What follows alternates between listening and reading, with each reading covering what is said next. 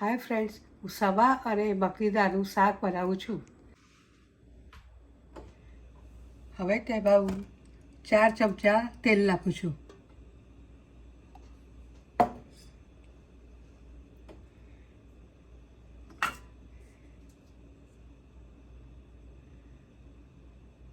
તેલ સહેજ ગરમ થાય એટલે સૂકા 2 લાલ મરચાં નાખું છું.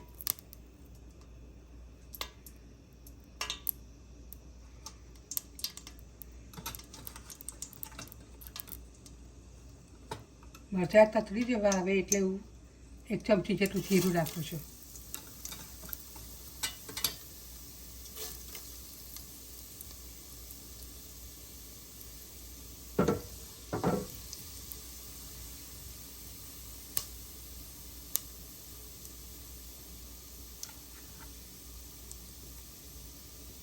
જીરું તતરી ગયું છે. હવે એમાં 4 થી 5 કળી લસણ સમારી છે અને નાનો કકડો આદુનો સમારીને નાખું છું.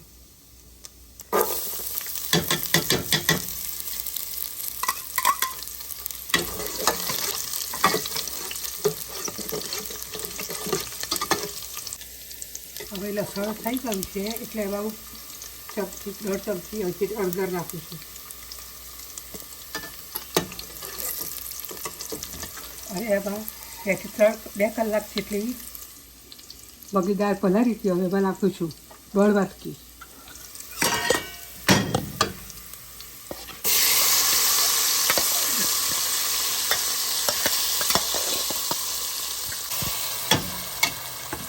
હવે દાળ રખાઈ ગઈ છે એટલે હું 500 ગ્રામ જેટલી ભાજી સવારી રાખું છું.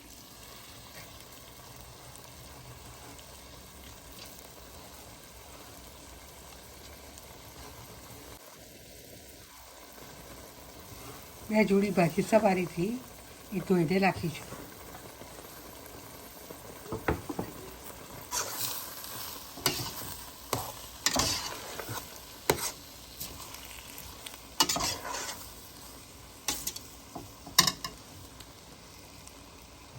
માપ સરું મીઠું રાખું છું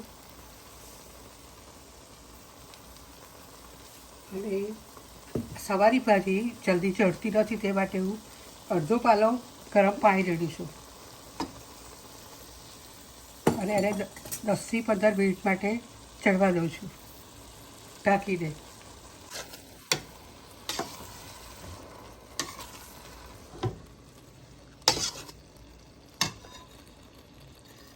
આ ભાજી એક ધીમા તાપે ચડવા દેવાની તો સરસ ચડી જશે.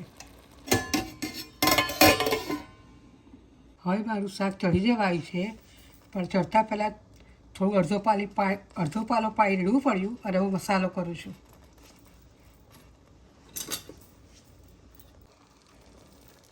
બે ચમચી લાલ મરચું નાખું છું